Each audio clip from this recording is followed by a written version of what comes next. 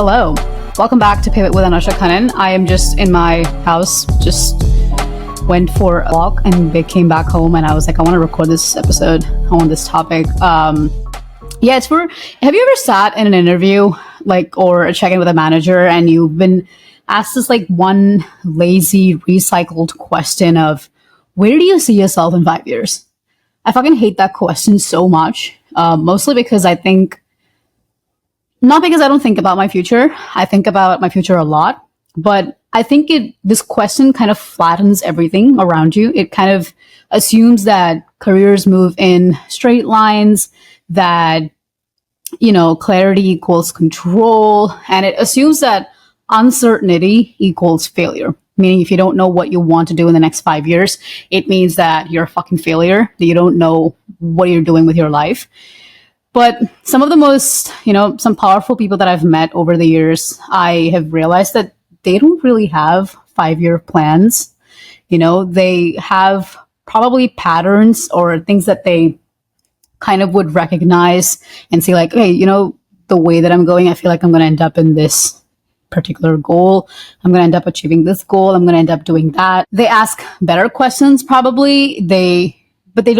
I don't feel like great leaders or very successful people follow ego. They follow more of a pattern recognition.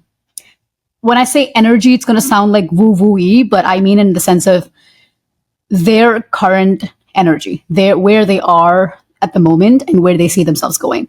So I want to walk you through 5 questions I kind of been asking myself anytime I feel like I want to pivot. If I feel lost, if I feel stuck, these are the 5 questions I ask myself. And I think I'm going to keep using them as I build my career. And I feel like you're supposed to build your career, not chase your career. And I've been learning that a lot in the last couple of months. For someone like me, I've often been told that I'm very picky. I'm too intense, that, I kind of don't take BS. But I've had to tune out all of that noise and hold on to a very, very specific signal, which is, who do I want to be in the world of work? So yeah, let's talk about it. So let's talk about the 5 things. I wrote them down in my notes just to when I went for a swim and then I went for a walk. So I was just writing them down, and hence why my hair looks like this. But the first question is, what kind of problems do I never get bored of solving? There are certain things that we just love solving. And I don't mean your friend's toxic relationship. This question is just my North Star.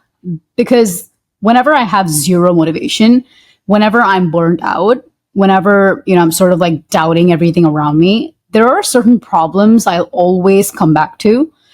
Even, if I feel very exhausted or uninspired, demotivated, I come back to these certain problems because I love solving them. For example, if you're a designer, that might be, how do I sort of simplify what people overcomplicate? For a product marketing manager, it might be something like, how do I position this product so the right people care about this product?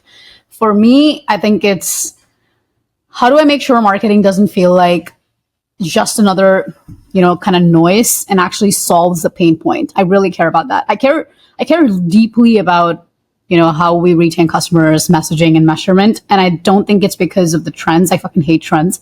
I like things that are sustainable, things that actually add value to any businesses. And I know this is not the 360-degree marketing show, but I do think it's something that I can talk about.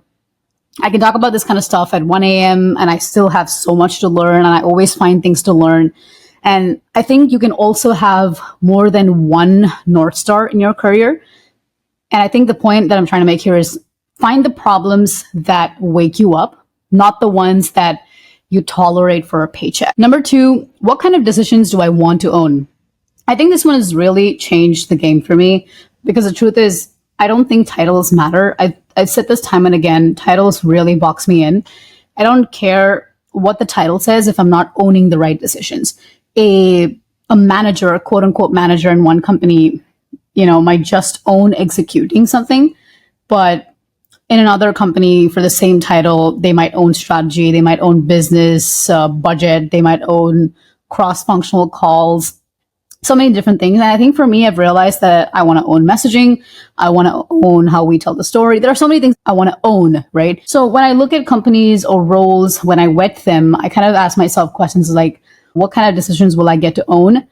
And are those decisions aligned with the kind of impact I want to be having? Because if not for that, it doesn't matter how nice the title sounds, it's simply boring. I think that's something I've just come to realize. I've met a lot of people in the industry, and so many of these leaders have really great titles, but their job is just not something I would want to do. The title sounds amazing, but I would personally not want to do whatever they're doing. So I think that's something that we have to figure out. The third one is, what did I tolerate in my last role that I absolutely will fucking not do anymore?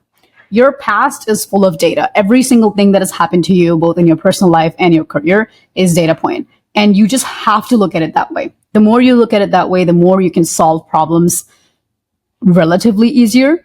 I don't know. After every single bad experience we've been taught that we should look at that and ask ourselves this question of, what did I learn from this experience? What did I actually learn from this? But I kind of like to flip the script and ask myself, what the fuck did I tolerate in that I no longer will? For example, I will not tolerate performative leadership. I will not tolerate being talked over when I am talking about something. I will never join a company or a team who treats marketing like this other thing that we've got to do, just to make more sales. I think these questions and a few others have made me define what my non-negotiables are. And I don't mean just in terms of companies or roles or teams, but in how I will let people treat me at work and what kind of boundaries I would have. And I think that's a huge part of career growth too. Number 4, what kind of career experiments am I willing to run in the next 6 to 12 months? I used to be a heavy planner. I literally mapped out my entire 2025, quarter 1, quarter 2, quarter 3, quarter 4. And then life basically just said, fucking cute, but that's not going to happen. Nothing went according to plan. And that's when I learned, you can plan, but better. The better you know how to pivot, the better it is for you.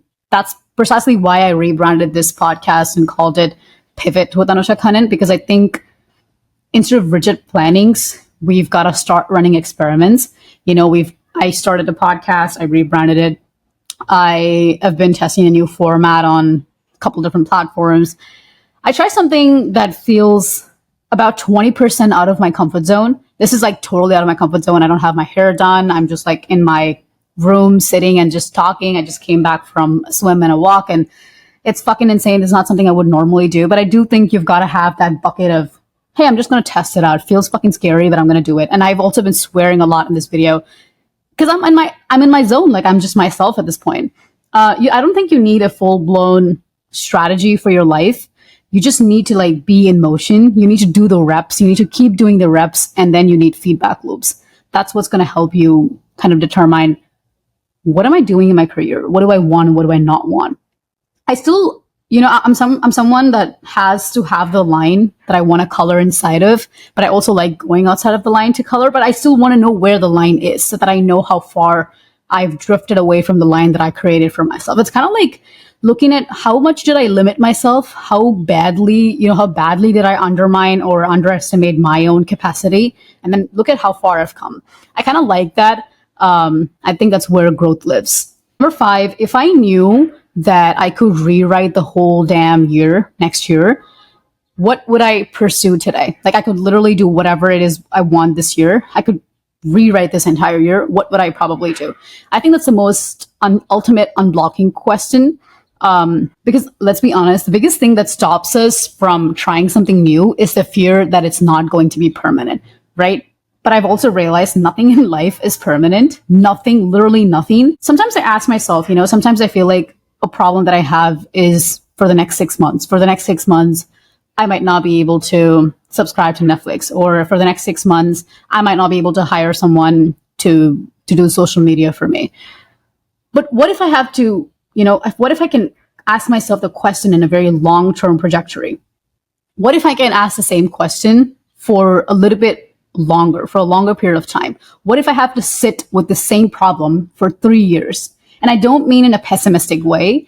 I'm giving myself more space, more space to stop rushing, to stop expecting, to give myself space to adapt, and give myself space to, and also give myself space to make this version of my life work for now, like for right now. And ironically, I feel like that helps me move much faster.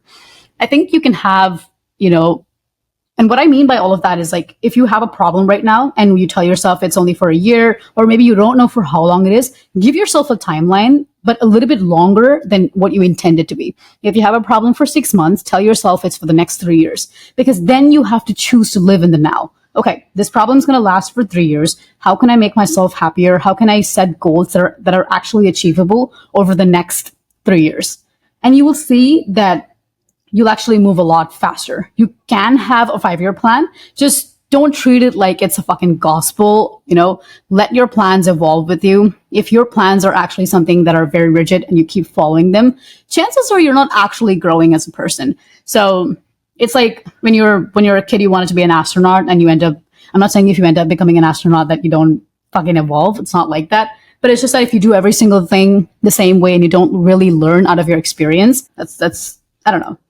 Again, very subjective. Very few people actually end up doing the things they want to do when they're a child. So take it however it resonates. So if you're in a place where people keep asking you to figure it out, just know that you already are. You are figuring it out. Every time you say no to something that doesn't feel right, every time you stay curious, every time you rewrite your story instead of repeating an old one, you're kind of building your career. And I don't think any of us are ever behind. I do think we're always between pivots. And yeah, I think that's where growth lives. And that's kind of the fun part of it. So yeah, if this resonated, let me know what you think. Send this to a friend who's been asked all the wrong questions or is asking themselves the wrong questions. Chat with a friend about it and let me know in the comments what you think. And I'll see you in the next one. Peace.